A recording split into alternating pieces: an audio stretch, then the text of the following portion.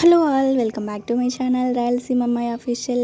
ఈరోజు ఈ వీడియోలో అయితే నేను నాడలు ఎలా స్టిచ్ చేస్తాను, బ్లౌజులకు కానీ డ్రెస్లకు కానీ అని చెప్పి చూపిస్తాను.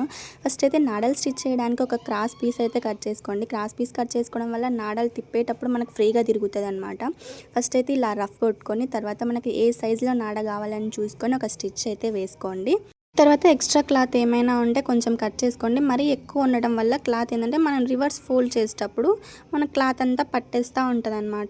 ఈ కడ్డీ వచ్చేసి సైకిల్ పుల్లలవి. సో సైకిల్ స్టాండ్ దగ్గర దొరికితే మనకు అడిగితే ఇస్తారు ఫ్రీగానే.